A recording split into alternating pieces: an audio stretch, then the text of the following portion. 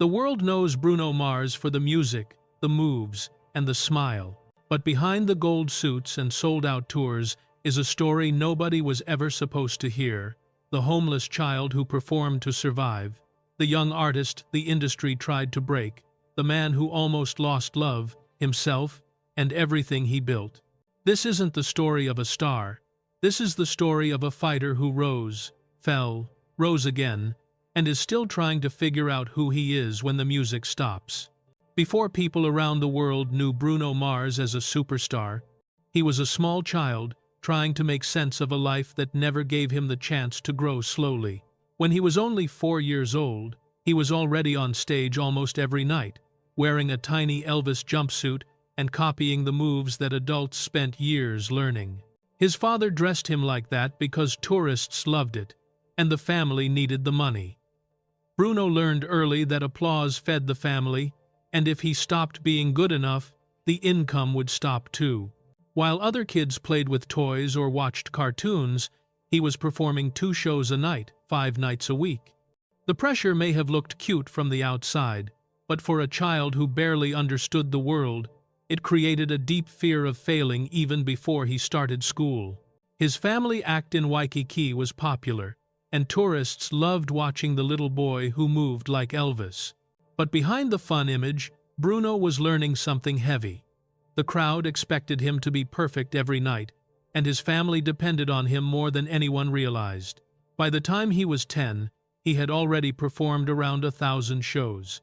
Most adults do not experience that level of work in a lifetime, yet he went through it before he reached middle school. Instead of building confidence, the early success created a false idea that life would always reward him if he kept performing. It also filled him with confusion about who he was. Was he a child or a worker? Was he doing something fun or something required for survival? At age 5, he performed at the Aloha Bowl halftime show in front of 40,000 people. It was one of the biggest stages a child could stand on, and people were amazed by how confident he looked. But the truth was different. He was simply a kid hiding fear behind a smile because he had already learned that being scared was not allowed. Then came the Arsenio Hall appearance, and later a small role in the movie Honeymoon in Vegas. For most children, those moments would be once-in-a-lifetime achievements, but for Bruno, they became part of a routine he was expected to continue. Fame came early, but childhood never came at all. The emotional cost was something he did not understand at the time. Adults around him praised his talent, laughed at his jokes, and pushed him to keep going. But inside, he was growing tired. He didn't have the normal breaks children get. He didn't have moments to rest, learn who he was, or discover hobbies outside performing. Every time he walked on stage, he carried not only the weight of being good enough, but also the fear of disappointing the people who depended on his ability to entertain. He was too young to explain how exhausting it felt, and too young to question it. Everything changed when he was 12. His parents divorced, and the family act ended. The lights, stages, tourist crowds, and steady income disappeared almost overnight. The life that once seemed glamorous fell apart instantly. Bruno, his father, and his brother had nowhere to go. They slept in cars, on rooftops, and even in an abandoned bird zoo where peacocks screamed through the night. There were days when they didn't know where they would shower, so they sneaked into hotel pools and pretended to be guests just to stay clean. At times they ate cheap meals, and sometimes they simply went without. For 5 months, they lived without electricity. Bruno practiced his guitar by the light of the moon because they couldn't afford amps or proper equipment. He wore thrift store clothes to school, and other kids made fun of him. It hurt, but he kept going because he believed music was the only way out of poverty. When he began impersonating Michael Jackson for $75 a night, it wasn't about fun anymore. It was about having enough money for food, bus fare, and demo tapes. Those small performances helped him survive, but they also taught him something important. He realized performing wasn't just something he was good at. It was the only thing standing between his family and complete hardship. This period shaped a new understanding inside him. Performing wasn't a choice or a hobby. It was survival. Every show mattered. Every dollar mattered. The applause was no longer about praise. It was about staying alive and moving one step closer to a different future. He learned to carry responsibility at an age when most children learned simple life skills. He learned to read people, sense energy, and use his talent as a shield against fear. These years did not just make him strong, they made him old before his time. Still, he kept dreaming. He knew deep down that he could build a better life if he kept working. Even in the darkest moments, he believed he could reach something bigger than a moonlit rooftop or a borrowed hotel shower. His early hardships gave him a level of drive that very few artists ever develop. And yet, as tough as he had become, he had no idea what was waiting for him in the next chapter of his life. Poverty had tried to break him, but the next challenge would come from the industry he hoped would save him. He didn't know it yet, but his first real chance at a music career was going to test him in a way that even childhood poverty never prepared him for. The next step was filled with hope on the surface, but deep inside, it was a trap that could have ended everything before it truly began. But even after clawing his way out of poverty, Bruno was about to walk straight into the first industry trap, one designed to break him before he ever had a chance.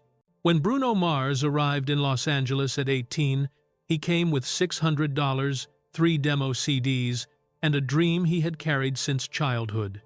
What he didn't have was a guide, connections, or any idea how the music business actually worked.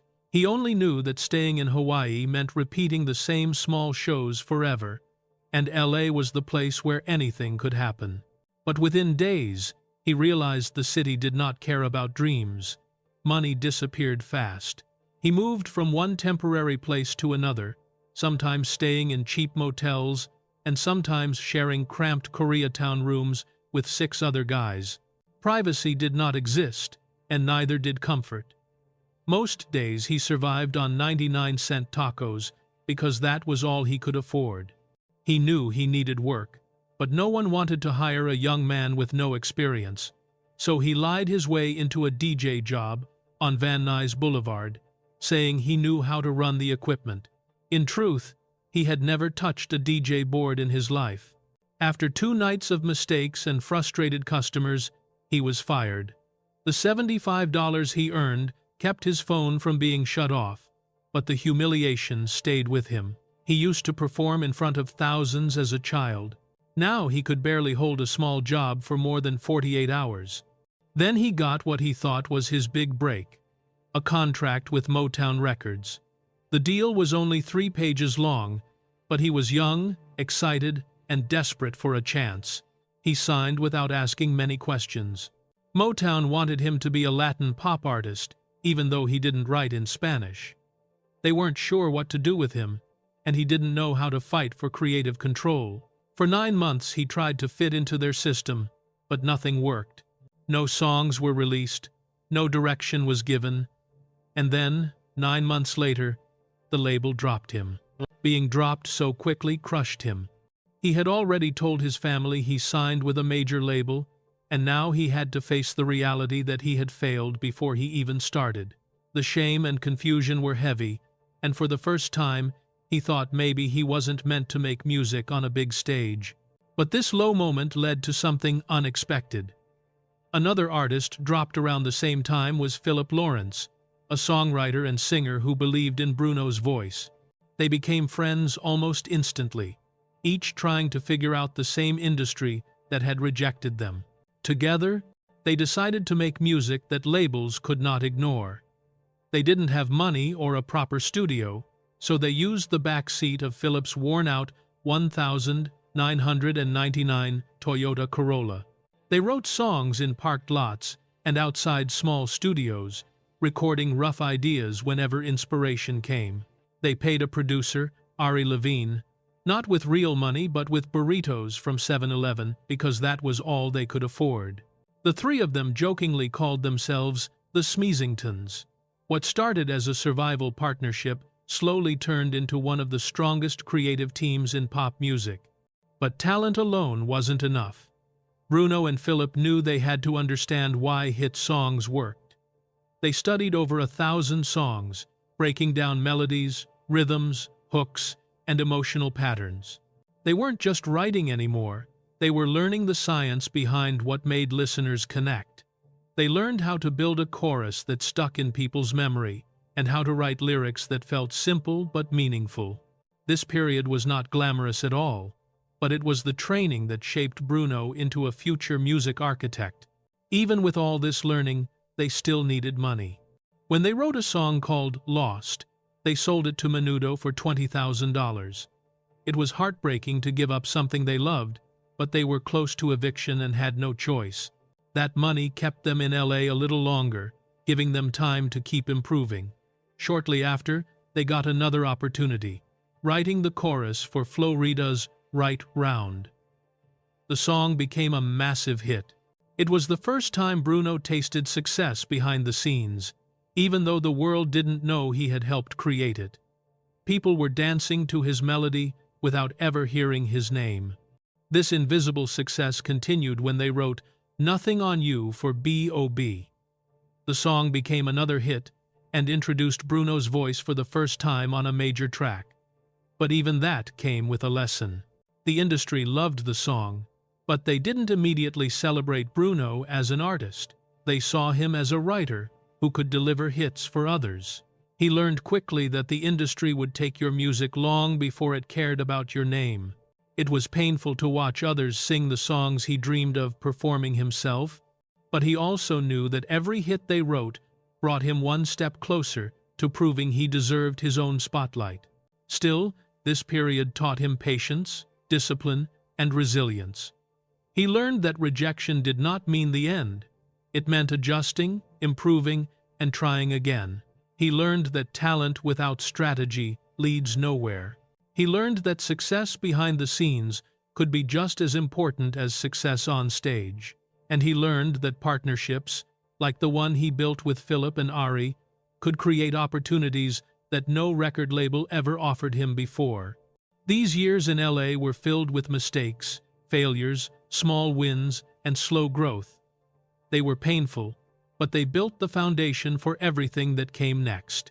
But the world still didn't know his voice, and when they finally heard it, everything he built was put at risk. Bruno's rise did not begin with a big album or a major marketing push. It started quietly, almost unnoticed.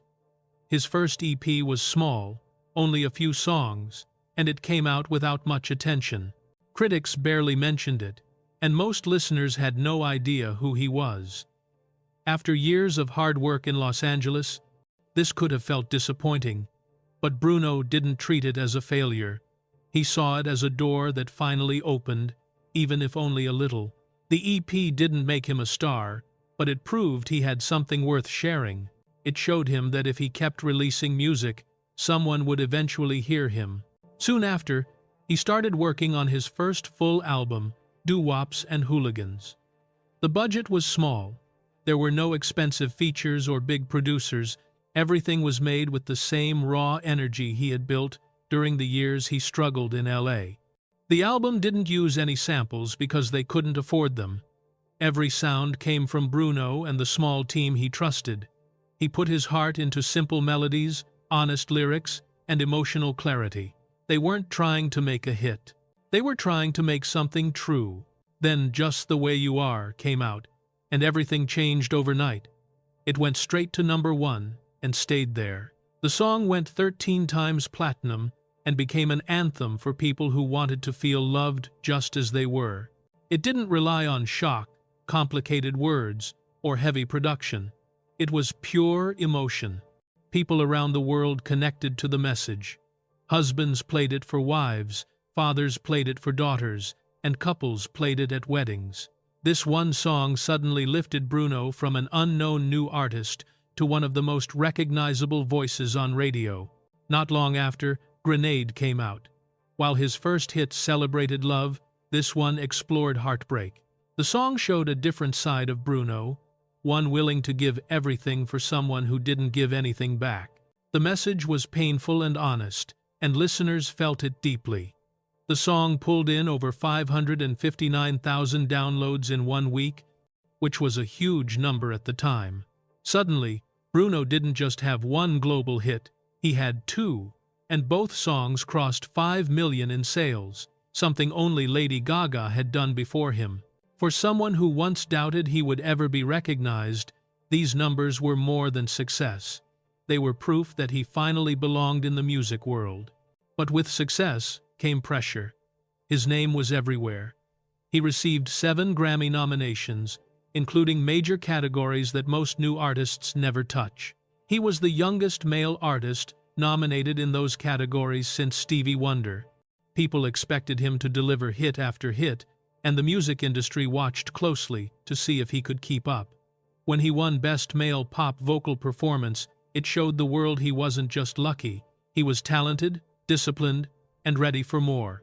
Still, behind the trophies and the fame, life became complicated.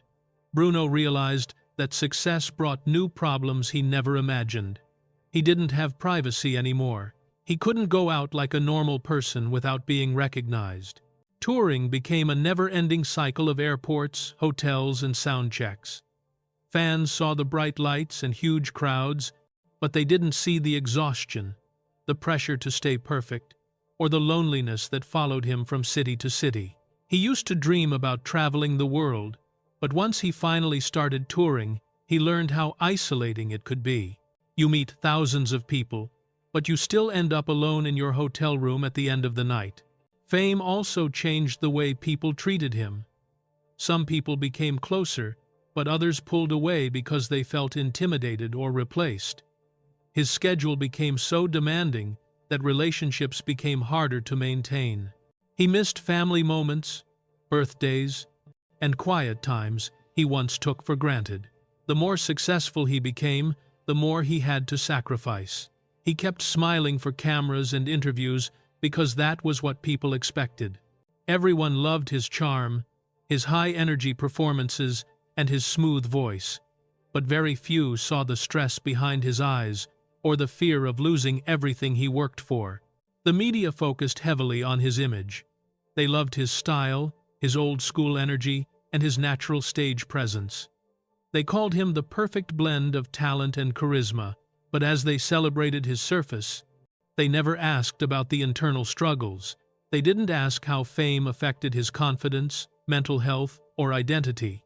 Bruno was seen as someone who always had it together, even though no one truly knew how he felt when the lights went down.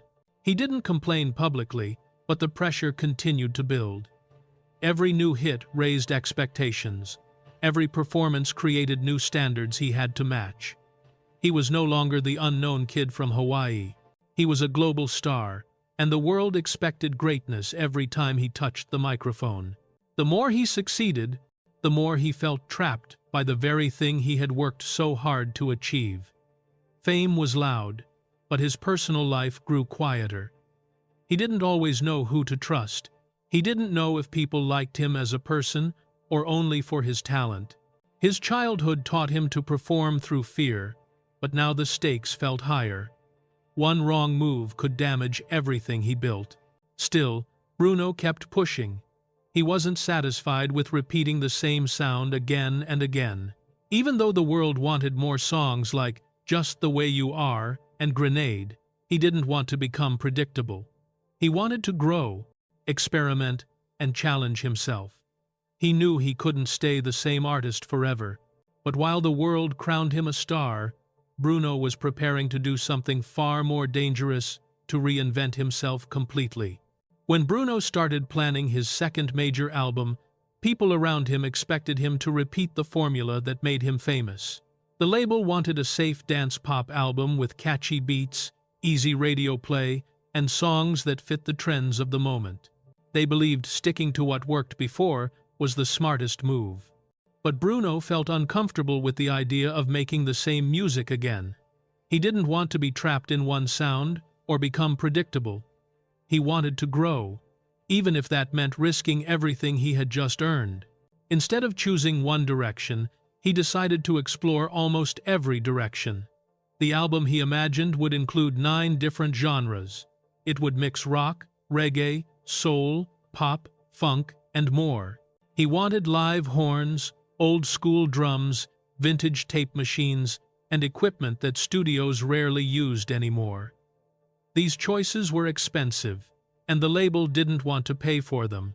So Bruno took money from his own royalties to fund the sound he believed in. He wasn't trying to impress executives. He wanted to make an album that felt honest and free. The label panicked when they heard the early tracks. They said the album was too messy and didn't fit on radio. The songs didn't follow one style, and the sound jumped from one influence to another. They were afraid listeners wouldn't understand it. The team even warned him that the album might fail because it didn't follow market rules. But Bruno didn't change anything. He had spent years writing music that fit other people's expectations. This time, he wanted to show who he truly was as an artist. He accepted the risk because the idea of repeating himself felt worse than the idea of failing. When the album finally came out, critics didn't know how to describe it. Some called it chaotic, others called it brilliant. Many praised the risk-taking. They said it sounded like someone flipping through a jukebox late at night, stopping at every kind of music they loved. For Bruno, the mixed reactions were proof that he had taken a real chance. He didn't want easy praise. He wanted to push boundaries, and this album did exactly that. Around this time, Bruno also began working with Mark Ronson on a song that started as a simple jam session. No one in the room imagined it would become one of the biggest hits of the decade. Uptown Funk grew slowly, layer by layer, as they experimented with rhythms, vocals, and old-school production tricks. The song took many months to complete, involving different writers and endless adjustments. But when it was finally released, the reaction was explosive. Uptown Funk went to #1 and stayed there for 14 straight weeks, breaking the record for the longest run at the top during that decade. The song became a cultural moment, not just a hit. People danced to it at weddings, clubs, schools, and sports events. Airlines even joked that playing it increased drink orders on flights. The BBC used its tempo to teach CPR in a broadcast. Memes, challenges, and viral videos spread everywhere. Bruno wasn't just singing a hit song. He was shaping pop culture without even trying to force it. Of course, the success came with complications. Several lawsuits were filed, claiming parts of the song were similar to older tracks. Most cases were resolved, but the experience taught Bruno how closely the world watched him now. Every move he made was studied, judged, and discussed. The spotlight was brighter than ever, and so was the pressure. But one thing became clear during this era. Bruno was no longer just a performer who sang popular songs. He had become an architect of sound, someone who understood how to build music that felt new but also familiar. He understood rhythm, emotion, nostalgia, and energy in a way that few artists could combine. Uptown Funk proved that he had the ability to shift the direction of pop music, bringing funk and retro influences back into the mainstream at a time when most music followed electronic trends. This level of success changed the way people talked about him. He was not simply a singer with a few hits. He was viewed as a creative leader who could take risks and still win. But the price of that reputation was heavy. The more respect he earned, the more pressure he put on himself. He wanted everything to be perfect. He spent long hours in studios, re-recording vocals and adjusting tiny details. He became known for pushing himself harder than anyone else on his team. Some people admired the dedication. Others worried about the toll it was taking. Bruno also felt the weight of constant attention. Fans, reporters, and industry insiders watched every release and every performance. He didn't have room to make mistakes without criticism. The excitement of success mixed with the fear of losing control. He wanted to keep inventing new sounds, but he also knew each bold step carried risks. This era may have looked joyful and energetic from the outside, but behind the scenes, it was tiring. He delivered hit after hit, but each hit required more energy, more focus, and more perfection. Still, Bruno refused to slow down or repeat himself. Reinvention wasn't just a creative decision for him, it was a personal need. He didn't want to be the artist who peaked early or became predictable. He wanted each project to show growth, confidence, and curiosity. After proving he could dominate charts with a risky album and a global anthem like Uptown Funk, he started thinking about the next stage of his career. He knew he couldn't top the last chapter by staying in the same lane. But the next reinvention wouldn't require chaos. It would require discipline so sharp, it bordered on madness. When Bruno started creating 24K Magic, he already knew the direction he wanted. He didn't want a long album filled with songs just to make it look big. He wanted something short, clean, and full of energy from beginning to end. That is why the album has only 9 tracks and runs for just 33 minutes. It was designed as a throwback to the albums he grew up listening to, where every song mattered and no one skipped anything. The label was disappointed at first because they expected more tracks. They believed a short album might not perform well commercially, but Bruno refused to add filler. He said he would rather give people something tight and honest than add songs he didn't believe in just to make the album look bigger. When the album came out, the reaction was strong. People loved the sound, the nostalgia, and the confidence behind every track.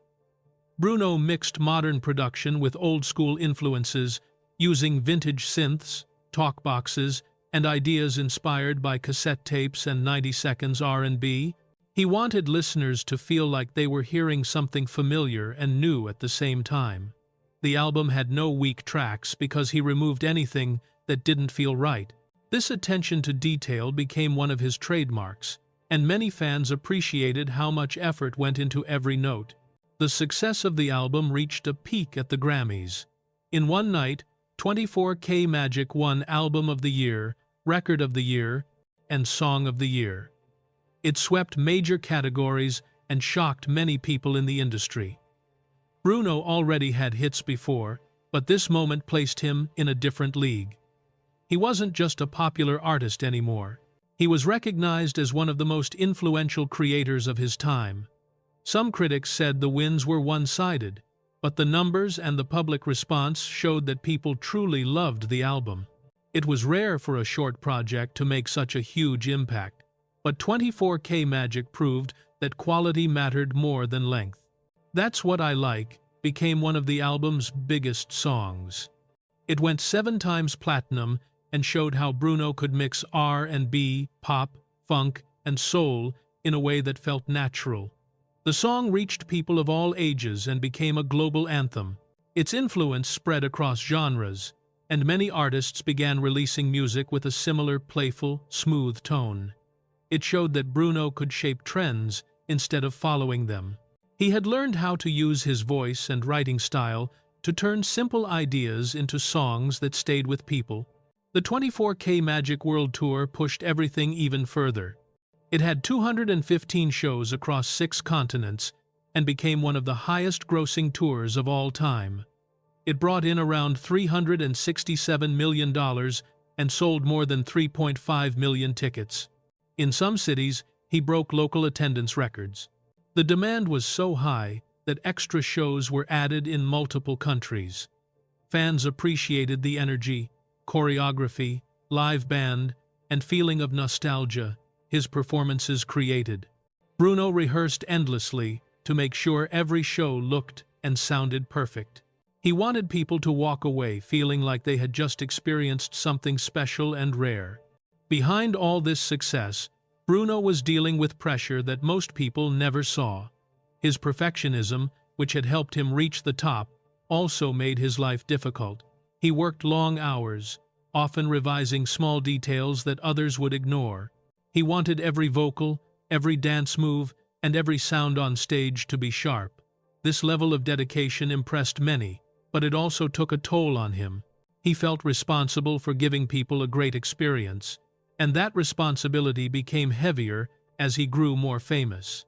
Some days he felt confident and strong. Other days he wondered if he had trapped himself inside his own high standards. There was also an emotional weight under the surface. Success brought attention, but it also brought distance. Bruno kept smiling, performing, and making people feel good.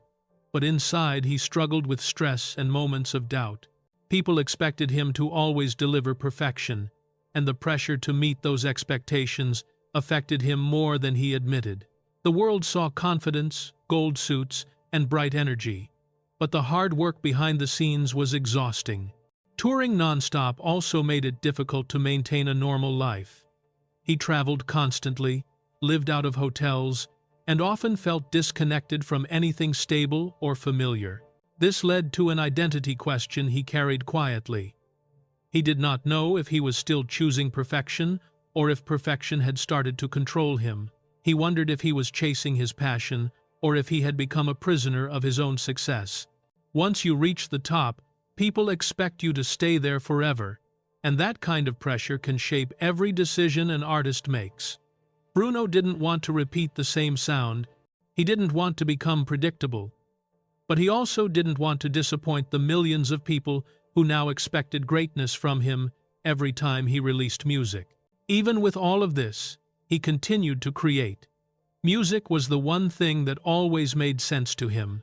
It gave him comfort, even when everything else felt overwhelming. The success of 24K Magic showed him that taking risks could pay off. It reminded him that following his instincts was the right choice, even when people doubted him. But after finishing that chapter, he felt something new inside, a desire to explore a different kind of sound, one connected to the soul, storytelling, and pure emotion. He wasn't looking for a bigger stage or more trophies. He wanted something deeper, something that honored the music that raised him. And he was about to find it in a partnership that no one expected, one that would bring him into a new era of creativity. But the next chapter wouldn't be solo, it would be a resurrection of soul music itself. When Bruno stepped onto the stage at Dolby Live one night in Las Vegas, no one expected anything unusual. Fans thought it would be a normal performance. But right before the music started, he smiled and said, "Silk Sonic is real." It was a surprise that no one saw coming. Until that moment, Silk Sonic was only a rumor. People knew Bruno respected soul and funk music, but they didn't expect him to form a full duo with Anderson, .Paak. That one sentence changed everything. It marked the start of a new chapter, one built on nostalgia, talent, and a deep love for classic R&B. When Leave the Door Open came out, the world reacted instantly. The song did not sound like modern pop. It sounded like something from decades earlier, yet it felt fresh and emotional. It reached #1 and stayed there because people could not get enough of it. The song collected billions of streams and became a global obsession. Couples used it at weddings, people made challenge videos, and fans praised the vocals, harmonies, and gentle groove. The track showed that music inspired by older styles could still dominate charts in a modern world. It was not just a song, it was a reminder of how warm, romantic, and sincere music could feel. The way the album was made also surprised people. Instead of using modern software and digital shortcuts, Bruno and Anderson recorded everything using old-school methods. They used analog equipment, real instruments, and one-room recording sessions. There were no computer corrections, no automatic fixes, and no digital tricks to perfect the sound. They wanted the soul of the 1,970 seconds, and that meant recording the same way musicians did during that time. It took more time and effort, but the result had a richness and warmth that digital studios cannot easily create. Every sound felt alive. Every breath and drum hit felt real. When the album released, fans rushed to buy vinyl copies. The project sold around 104,000 vinyls in the first week, the biggest vinyl debut for an R&B act in more than 30 years. Younger fans who had never bought a vinyl record before were suddenly interested in owning one because the music felt special in that format. Older fans appreciated the authenticity and the nod to the past. The vinyl success showed that Silk Sonic wasn't only popular for streaming. People wanted something physical to keep, something they could play and collect. Another important part of Silk Sonic's world was Bootsy Collins, a legend from the funk era. He became the special guest host of the album, adding charm and personality through spoken lines and guidance. His presence connected the project to its musical roots. The visuals, outfits, lighting, and stage design also supported that theme. Everything looked and sounded like it came straight out of the 1970 seconds. Bruno and Anderson performed in velvet suits, rich colors, and soft lights. They brought back a whole era and made it feel alive again. One moment that fans often talk about is Anderson, Paak's drum solo on the track 777. The final version was recorded at 3.7 inches the morning after hours of jamming and searching for the right feeling. They were tired, but Anderson sat at the drums and played one take that matched the song perfectly. There was no editing or combining different recordings. What you hear on the track is exactly what he played in that single moment. It captured the spirit of the project. Real music created through real emotion and skill. Silk Sonic also became a touring success. Even though they performed far fewer shows than Bruno's previous tours, the numbers were impressive. The tour brought in nearly $145 million from only 37 shows. That level of income from such a small number of concerts surprised the industry. People paid high prices to see them perform live, and shows sold out quickly. The demand proved that audiences were craving something different, something that combined strong vocals, live instruments, humor, personality, and deep musical connection. Working with Anderson, Paak also gave Bruno a sense of emotional renewal. Anderson had a playful and relaxed energy that balanced Bruno's perfectionism. They pushed each other, learned from each other, and enjoyed the process. Bruno had been carrying pressure for years, but during the Silk Sonic era, he looked genuinely happy. He joked more, smiled more, and seemed lighter. People close to him said they hadn't seen him that relaxed in a long time. Making music with someone who shared his passion without adding stress helped him reconnect with the joy he felt when he first started performing as a child. But even though everything looked perfect on stage, life behind the scenes was changing in difficult ways. While the world celebrated Silk Sonic's sound, success, and creativity, Bruno's personal life began to face strain. The long hours in the studio, rehearsals, and the growing demands of fame made it hard for him to balance everything. His relationship, which had lasted for years, was entering a complicated period. He kept his private life quiet, so the public didn't know what was happening, but those close to him could see the emotional shift. Success in one area often brings pain in another, and Bruno was beginning to feel that imbalance. Silk Sonic represented joy, revival, and artistic freedom. It reminded the world that music didn't need to be loud or trendy to be powerful. It also reminded Bruno why he loved creating in the first place. But as much as the project lifted him creatively, it couldn't stop the personal challenges building slowly underneath the surface. Fame gave him applause, but not clarity. Success gave him recognition, but not peace. Because while the world celebrated the return of funk, Bruno's personal life quietly began to collapse. Bruno's love story with Jessica Caban was always quiet. They met in 2011 and connected quickly, not because of fame or attention, but because they seemed to understand each other naturally. Jessica was building her modeling and acting career, and Bruno was becoming more known in music. Even with their different worlds, they supported each other. Jessica later moved cities to be with him, leaving behind her own comfort and routine. In the early years, they lived simply. She slept on an air mattress while he traveled non-stop for shows. They built their relationship during a time when Bruno was constantly working, writing, and performing. She stood by him through late nights in the studio, long tours, and moments when he doubted himself. For a decade, she was the person he trusted the most, even when the world expected him to be confident and strong on the outside. As time passed, their relationship faced the natural pressure of Bruno's growing fame.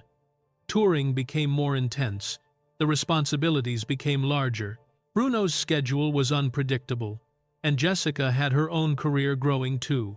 Slowly, people began to notice fewer posts of them together. Holidays they once spent side by side were now spent in different places. Family gatherings, vacations, and anniversaries were no longer shared publicly. In the past, she posted sweet messages about him, but those posts began to disappear. Fans started asking questions, and Jessica responded with short, gentle comments that revealed nothing but hinted at distance. Everything felt unclear. Were they taking a break? Had they broken up? Or were they simply choosing privacy during a difficult time? Bruno never explained anything openly. He has always kept his private life away from interviews. But many listeners believe some of his recent work carries hints of heartbreak, loneliness, and regret. People began asking if certain emotional lines in his songs were connected to Jessica or the struggles they faced behind closed doors. When a relationship lasts more than 10 years, it becomes woven into someone's identity. If that relationship begins to weaken, it affects everything: work, mood, focus, and self-belief. While fans were already speculating about Bruno's love life, a new problem exploded online. In March 2024, a report claimed Bruno owed around $50 million to MGM Resorts because of gambling losses. It spread instantly across social media. People shared the story without checking if it was true. The hashtag #BrunoBroke started trending, and comments multiplied in minutes. This showed how quickly rumors can grow, especially when they involve a huge number and a famous name. Many people enjoy scandal more than truth, and the internet responded exactly as expected. MGM Resorts stepped in quickly to deny the rumor. They publicly stated that Bruno owed them nothing and that their relationship was based on respect and partnership. They reminded people that Bruno was one of the best performers in the world and that they were proud to host his shows. But even with this clear denial, the rumor continued to spread because people found it entertaining. Scandals often travel farther than facts. Bruno didn't release a long statement. Instead, he used humor. During one of his concerts, he joked about the rumor, asking where his friends were now that people thought he owed $50 million. The crowd laughed. But the moment also showed how tiring it must have been for him to deal with gossip on top of everything else happening in his life. Later, when Spotify announced he had reached 150 million monthly listeners, he posted, "Keep streaming, I'll be out of debt in no time." His jokes helped reduce tension, but they didn't erase the stress caused by the rumor. Some people still believed the rumor because they thought the math made sense. High rollers in Las Vegas often gamble large amounts. Bruno himself once talked about losing all his money in a poker game when he was younger. Because of this history, the rumor felt believable to many. But believing something because it sounds possible is not the same as it being true. Still, it opened up an uncomfortable conversation about coping mechanisms and how artists deal with pressure.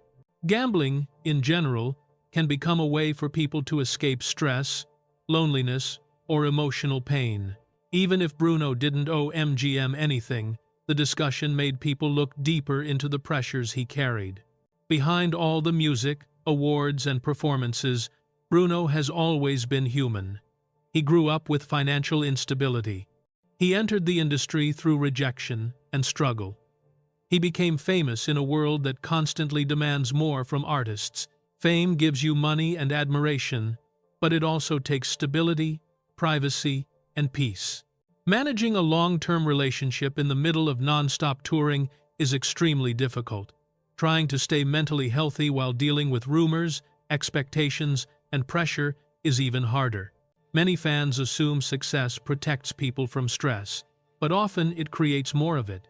Bruno's journey shows how complicated life becomes when personal issues and public attention collide. The more successful he became, the more people watched him. Every rumor turned into a trend. Every small detail became a headline.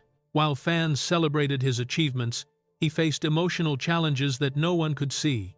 Fame built his fortune, but at the same time, it slowly tested the stability of his personal life. Even with all these challenges, Bruno kept moving forward. He continued performing, writing, and creating. But those close to him could sense that this was a turning point in his life. The next decade would demand deep reflection. He would need to decide what kind of life he wanted, who he wanted to become, and what balance he needed between music, relationships, and personal well-being. And as Bruno steps into the next decade of his life, one question remains: when the lights go out and the crowd goes home, who is Bruno Mars really fighting to become?